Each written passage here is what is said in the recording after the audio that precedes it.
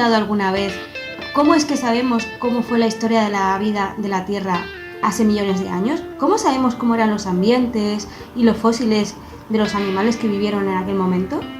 Eso es gracias a la paleontología. La paleontología es la ciencia que estudia los fósiles, que son los restos de los organismos o de las actividades de los organismos del pasado, y que está directamente relacionada con la biología y la geología. Los fósiles son los restos físicos de los organismos que vivieron en el pasado. Estos restos pueden ser las partes duras, los esqueletos o conchas que tienen algunos organismos invertebrados, o pueden ser impresiones como lo que vemos aquí de esta hoja. En esta zona de aquí estamos viendo las vértebras de un dinosaurio. También podemos tener huesos como son las mandíbulas, aquí veis un gasterópodo. En otras ocasiones también se pueden preservar las huellas. Hay muchos yacimientos, sobre todo en España, de huellas de dinosaurios. Pero ¿cómo se produce esto? ¿Cómo llegan hasta nosotros los fósiles? Para que se produzca la fosilización tiene que pasar algunas etapas.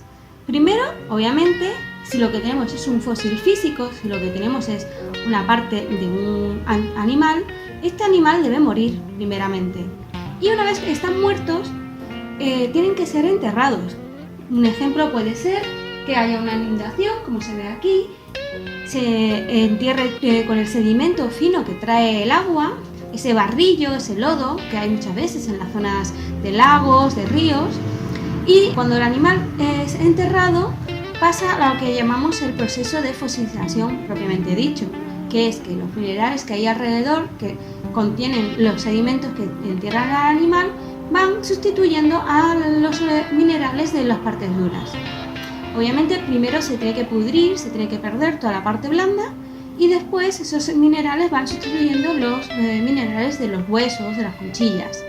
Y de esta forma lo que vamos obteniendo es un molde en piedra del fósil o del hueso o de la concha.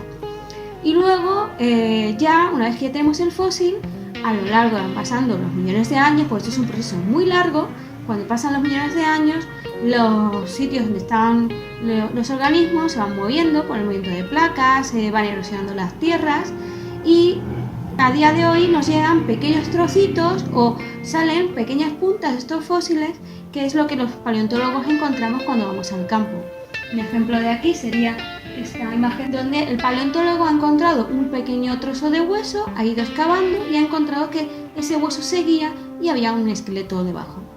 ¿Qué otras cosas podemos saber con los fósiles? Bueno, lo principal y lo que todo el mundo sabe es que a partir de un fósil tú puedes saber qué forma tenía el animal, pero además se pueden obtener muchas otras informaciones que nos pueden servir sobre todo para el día a día, para la actualidad.